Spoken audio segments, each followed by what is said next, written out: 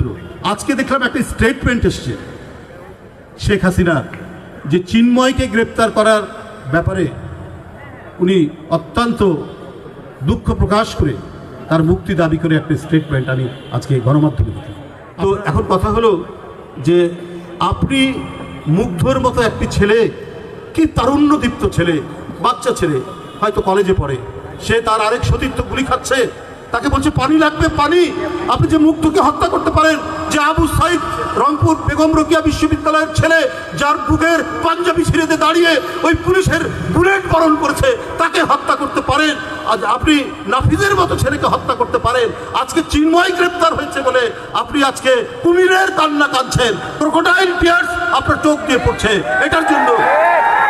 এইটার জন্য আপনি কি পুরস্কার পাবেন ভারতের কাছ থেকে? যারা আমাদেরকে পরাধীন রাখতে চেয়েছিল, যারা আমাদেরকে মনে করেছিল তাদের পররাষ্ট্রনীতির অনুকরণ করতে হবে বাংলাদেশকে, তাদের অর্থনীতির অনুকরণ করতে হবে আমাদেরকে, তাদের সংস্কৃতির অনুষঙ্গ হতে হবে আমাদেরকে। কিন্তু বাংলাদেশের স্বাধীনতা মানুষ, যারা 30 লক্ষ মানুষ অকাতরে জীবন দিতে পারে পাকিস্তানের সেই প্রশিক্ষিত সেনাবাহিনীর বিরুদ্ধে, তারা কি আরেকটা পরাশক্তির কাছে নিজের মাথা নত করবে? তারা পিন্ডির কাছ থেকে বিচ্ছিন্ন হয়ে দিল্লির কাছে নিজের মাথাকে নুইয়ে দিবে? এই শক্তি এবং এই ধরনের মানসিকতা তো বাংলাদেশের নেই। তাই বারবার তারা চেষ্টা করেও বাংলাদেশের মানুষের মাথা নত করতে পারেনি, যেমন 7ই নভেম্বর করতে পারেনি। সেই দিন সেই সম্মিলিত স্রোতে একজন মানুষ 71-এর মতো আবার ঝলসে উঠলেন। যে কথাটি স্যার বলেছেন, অধ্যাপক রফিকুল ইসলাম স্যার, যে যখন কোনো রাজনৈতিক নেতৃত্বের কোনো সন্ধান মানুষ পাচ্ছে না, তখন একটি ক্ষীণ কণ্ঠে রেডিও, তখন এত টেলিভিশন ছিল না, রেডিওতে একটি কণ্ঠধ্বনি আমরা পেয়েছি, সেটা হচ্ছে আমি মেজর জিয়া বলছি। এর স্বীকৃতি শেখ হাসিনা কত বিকৃত করেছেন, তার এই ঘোষণা নিয়ে কত অনাচার করেছেন, অথচ তার স্বামী বলেছে আমরা সাহস পেলাম যখন রেডিওতে মেজর জিয়ার স্বাধীনতার ঘোষণা শুনলাম। কত বিকৃত এই মহিলা, কত মিথ্যাবাদী এই মহিলা। তার মন্ত্রিসভার অনেক মন্ত্রী বলেছেন যে স্বাধীনতার ঘোষক জিয়া রহমান, কিন্তু উনি বিশ্বাস করতে চাননি। কারণ স্বাধীনতা যুদ্ধের জন্য যারা দায়ী, স্বাধীনতা যুদ্ধকে যারা বিজয়ের পথে নিয়ে গেছে, তারা যদি বড় হয়, তারা যদি মহান হয়, তাহলে শেখ মুজিবের অবস্থান খাটো হবে। এটা শেখ হাসিনা জানেন। এই বলেই বারবার যারা স্বাধীনতা যুদ্ধের জন্য কাজ করেছেন তাদেরকে তিনি হেয় করেছেন জিয়াউর রহমান স্বাধীনতার ঘোষককে, এবং প্রবাসী সরকারের প্রধানমন্ত্রী তাজউদ্দিনকে তিনি হেয় করেছেন। তার মেয়ে কদিন আগেই বলেছে এই যে সাবেক সরকার, এই সরকার ছিল মাফিয়া লীগ, ছাত্রলীগ, যুবলীগ, আওয়ামী লীগ সব মিলিয়ে মাফিয়া লীগ। কে বলছেন? তাজউদ্দিন সাহেবের মেয়ে। বন্ধুরা আমার, এইটা তো পুরো বিএনপির লোকের কথা নয়, এটা তো তার কথা সবার। সুতরাং এই হচ্ছে শেখ হাসিনার বৈশিষ্ট্য, এই হচ্ছে তার চরিত্র। আজকে দেখলাম একটা স্টেটমেন্ট এসছে শেখ হাসিনার, যে চিন্ময়কে গ্রেপ্তার করার ব্যাপারে উনি অত্যন্ত দুঃখ প্রকাশ করে তার মুক্তি দাবি করে একটা স্টেটমেন্ট আমি আজকে গণমাধ্যমে দেখলাম। আপনার চিন্ময় গ্রেপ্তার হয়েছেন দেশের প্রচলিত আইন অনুযায়ী। হঠাৎ করে এই ইসকন নামে একটি সংগঠন, তাদের বিভিন্ন তৎপরতা দেখা গেল, সেই তৎপরতার মধ্যে সে দায়ী দেশকে, ওই যে কথাটি এখানে বলেছেন স্যার, যে অস্থিতিশীল করার জন্য যত রকমের পদ্ধতি নেওয়া দরকার সেটা করা হচ্ছে বিভিন্নভাবে, সেটার মধ্যে একটা বিষয়।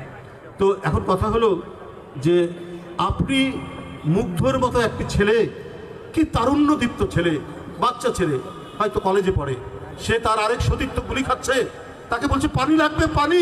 আপনি যে মুগ্ধকে হত্যা করতে পারেন, যে আবু সাইদ রংপুর বেগম রোকেয়া বিশ্ববিদ্যালয়ের ছেলে, যার বুকের পাঞ্জাবি ছিঁড়েতে দাঁড়িয়ে ওই পুলিশের বুলেট বরণ করেছে, তাকে হত্যা করতে পারেন।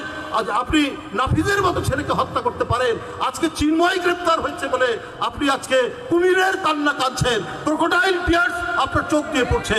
এইটার জন্য আপনি কি পুরস্কার পাবেন ভারতের কাছ থেকে? শেখ হাসিনা আজকে ভারতের পররাষ্ট্র দপ্তর চিন্ময়কে মুক্তি দেওয়ার জন্য বলেন, কারণ ভারতীয় পররাষ্ট্র দপ্তরকে আমি বলি, এই শেখ হাসিনার পোষ্য সন্তান যুবলীগ ছাত্রলীগ যখন কিশোর বিশ্বজিৎকে হত্যা করলো, কই সেদিন তো আমরা ভারতের পররাষ্ট্র দপ্তর থেকে আমরা কোনো স্টেটমেন্ট দেখলাম না। তখন ভারতের পররাষ্ট্র দপ্তর নিশ্চুপ থাকলো কেন? যখন আপনার উত্তর পূর্বাঞ্চলের নদীর বাঁধগুলো ছেড়ে দিলেন, দিয়ে বাংলাদেশের উত্তর পূর্বাঞ্চল ভেসে গেল, ওখানে তো মুসলমানের বাড়ি শুধু ভাসেনি, হিন্দুর বাড়িও ভেসে গেছে। কই সেই দিন তো ভারতের পররাষ্ট্র দপ্তর তাদের কোনো মায়া দয়া তো দেখলাম না। আপনারা কি করছেন সেটা দেশবাসী জানে। যে চিন্ময় যার নামে অভিযোগ আছে সেটা বাংলাদেশের নাগরিক, তার অপরাধ করুক বা না করুক, না করলে আদালত সেটা দেখবে, অপরাধ করলে আদালত সেটা দেখবে। আপনাদের এত ইন্টারেস্ট হলো কেন? এখানে তো গত আন্দোলনে 2000-এর মতো শিশু, তরুণ, কিশোরকে নির্বিচারে হত্যা করলো যে শেখ হাসিনা, তাকে আপনারা সেখানে আশ্রয় দিলেন।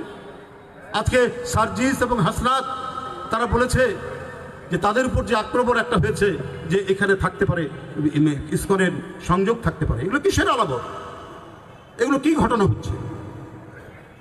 আপনারা কি মনে করছেন যে আপনারা পার পেয়ে যাবেন, বাংলাদেশকে অস্থিতিশীল করবেন? এটা তো 18 কোটির দেশ। এই 18 কোটি মানুষের দেশে অস্থিতিশীলতা তৈরি করে আপনারা কিছু করতে পারবেন না। এদেশের মানুষ সচেতন, এদেশের মানুষ যুদ্ধ করে তাদের স্বাধীনতা এনেছে। ভারত তো স্বাধীনতা সংগ্রাম করেছে, কিভাবে নিজের জীবনকে উৎসর্গ করতে হয় নিজের দেশকে বাঁচাতে, এটা বাংলাদেশের মানুষ জানে। এখানে দীর্ঘদিন ধরে হিন্দু মুসলমান একত্রিত আমরা বসবাস করছি। হিন্দুদের পূজায় আমরা যাই, মুসলমানদের মানে ঈদ মিলাদুল নবীতে আমার হিন্দু বন্ধুরা আসে। আমাদের এই মিলনের যে ঐতিহ্য, আমাদের এই ভ্রাতৃত্বের ঐতিহ্যকে আজকে ভারতের সাউথ ব্লক কি ভেঙে দিতে চাচ্ছে একমাত্র শেখ হাসিনাকে, তাকে রক্ষা করার জন্য, তাকে বাংলাদেশে প্রেরণের জন্য।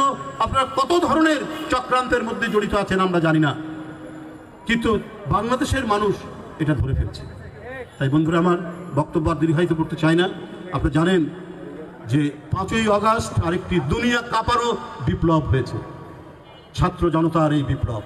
এই বিপ্লব হচ্ছে গণতন্ত্রের জন্য, স্বাধীনভাবে কথা বলার জন্য, স্বাধীনভাবে চলাচলের জন্য, এবং আমি আমার ভোট যাকে মনে করব তাকে দেওয়ার জন্য। তাই 75-এর 7ই নভেম্বরের যে অন্তর্নিহিত চেতনা, সেই চেতনারই আরেকটি রূপ হচ্ছে 5ই আগস্ট। 7ই নভেম্বর হয়েছিল বলেই আজকে ছাত্র জনতা সেই চেতনায় উদ্বুদ্ধ হয়ে আবার ওই যে স্কুলের বাচ্চাদেরকে সাথে নিয়ে তার মা বাপ যেমন রাস্তায় দাঁড়িয়েছিল, তাদের মা বাপ তো 7ই নভেম্বরের চেতনা জানে, সেই চেতনা উদ্বুদ্ধ হয়ে 5ই আগস্ট ঘটিয়েছে। সুতরাং বাংলাদেশে যখন এই ধরনের চেতনা দেশের মানুষ ধারণ করে, সেইখানে আন্তর্জাতিক ষড়যন্ত্র দিয়ে বাংলাদেশকে দাবিয়ে রাখা যাবে না।